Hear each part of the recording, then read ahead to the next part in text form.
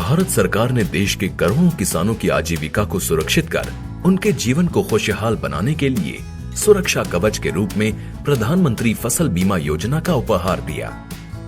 ये कल्याणकारी योजना प्राकृतिक आपदाओं से फसल का नुकसान होने पर किसानों को उचित मुआवजा देकर उनकी आजीविका सुरक्षित करती है। किसान भाइयों और बहनों, आज पूरा देश कोरोना जैसी महामारी के दौर से गुजर रहा है। इस कठिन समय में भी आप बिना रुके, बिना थके लगातार अपने खेतों में पसीना बहा रहे हैं। आपकी कड़ी मेहनत से आज देश अनाज उत्पादन में आत्मनिर्भर हो गया है और आगे भी बना रहेगा, ऐसा मुझे पूरा विश्वास है।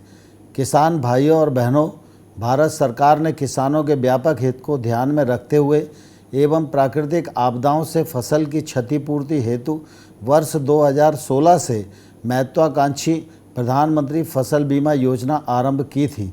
सरकार की विकास नीति एवं इस योजना के सफल कार्यान्वयन हेतु हमने समय समय पर इसमें उचित बदलाव भी किए हैं। किसान बहुत ही कम प्रीमियम पर अपनी फसल का बीमा कर सकते हैं, जहां प्रीमियम का शेष हिस्सा भारत सरकार प्रदान करती है और राज्य सरकारें भी इसमें योगदान करती हैं। खरीफ 2020 सीजन से इस योजना से जुड़ना सभी किसानों के लिए स्वैच्छिक कर दिया गया है। आप प्रधानमंत्री फसल बीमा योजना से जुड़ेंगे तो संकट काल में यह योजना आपके लिए वरदान एवं सुरक्षा कवच के रूप में काम करेगी।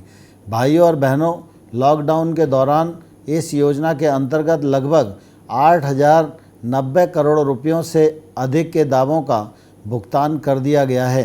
वर्ष 2016 में यह योजना आरंभ हुई थी। इसके बाद 3 वर्षों में किसानों ने प्रीमियम के रूप में लगभग 13,000 करोड़ रुपया जमा किया, लेकिन जब प्राकृतिक आपदाओं के कारण उनकी फसलें बर्बाद हुईं तो उन्हें प्रीमियम से लगभग 4.5 गुनी राशि, लगभग 64,000 करोड़ रुपए मुआवजे के तौर पर प्राप्त हुई। इससे उनकी आजीविका सुरक्षित बनी रही।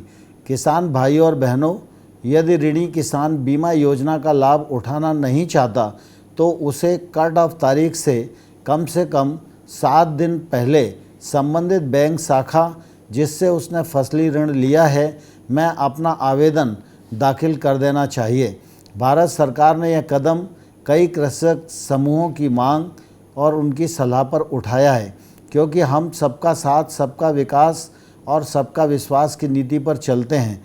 इस बदलाव के बावजूद प्रीमियम की हिस्सेदारी में कोई बदलाव नहीं किया गया, वह पहले जैसी ही है, यानी सभी खरीफ फसलों के लिए अधिकतम 2%, सभी रबी फसलों के लिए 1.5% और व्यावसायिक तथा बागवानी फसलों के लिए अधिकतम 5% है। एक अन्य बड़ा बदलाव करते हुए अब बीमा कंपनियों को उनसे संबंधित राज्यों में 3 वर्ष के लिए व्यवसाय आवंटित करने का अधिकार दिया गया है। इससे अब बीमा योजना का लाभ दूर दराज के गांवों तक पहुंचने में मदद मिलेगी और बीमा कंपनियां किसानों की सेवा बेहतर रूप से कर सकेंगी और दावों के निपटान में भी शीघ्रता लाई जा सकेगी। भाइयों और बहनों, हमने ऐसी व्यवस्था की है कि अब प्रीमियम सब्सिडी में राज्यों की हिस्सेदारी और फसल कटाई से संबंधित आंकड़े शीघ्रता से जारी हो जाएं। दावों के शीघ्र भुगतान में यह एक मुख्य बाधा थी जो अब दूर कर दी गई है। अब दावों को लटकाने भटकाने की गुंजाइश नहीं है। हम शीघ्र भुगतान, किसान का कल्याण के रास्ते पर आगे बढ़ चले हैं। इसी क्रम में भारत सरकार ने राज्यों और केंद्र शासित प्रदेशों को और अधिकार देकर बीमा योजना को लचीला बना दिया है। अब वे अपनी स्थानीय आवश्यकताओं के अनुसार आपदाओं को शामिल कर सकते हैं। उनके पास आपदाओं को चुनने का विकल्प उपस्थित है। किसान भाइयों और बहनों, मैं आपको विश्वास दिलाना चाहता हूँ, माननीय प्रधानमंत्री जी के नेतृत्व में भारत सरकार आपकी समृद्धि के रास्ते में आने वाली हर बाधा को दूर करने के लिए प्रतिबद्ध है। हमने प्रधानमंत्री फसल बीमा योजना को स्वैच्छिक अवश्य कर दिया है, परंतु अपनी भलाई, अपने कल्याण और अपनी आजीविका की सुरक्षा के लिए इसे आप जरूर अपनाएं।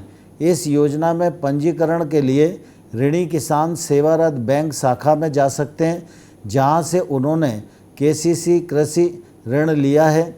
कॉमन सर्विस सेंटर क्षेत्र में काम करने वाली बीमा कंपनियों के प्रतिनिधि या स्थानीय कृषि कार्यालय से भी संपर्क कर सकते हैं। फसल बीमा पोर्टल www.pmfby.gov.in एवं फसल बीमा ऐप के माध्यम से भी पंजीकरण किया जा सकता है। खुशहाल किसान ही समृद्ध भारत की बुनियाद है। इसी भाव के साथ मैं आपके परिवार, खेत खलिहान एवं पंचायत के हर नागरिक की खुशहाली की कामना करता हूँ। जय हिंद, जय भारत, जय किसान। किसानों की खुशहाली और समृद्धि का संकल्प कर रहा है सच प्रधानमंत्री फसल बीमा योजना का सुरक्षा कवच।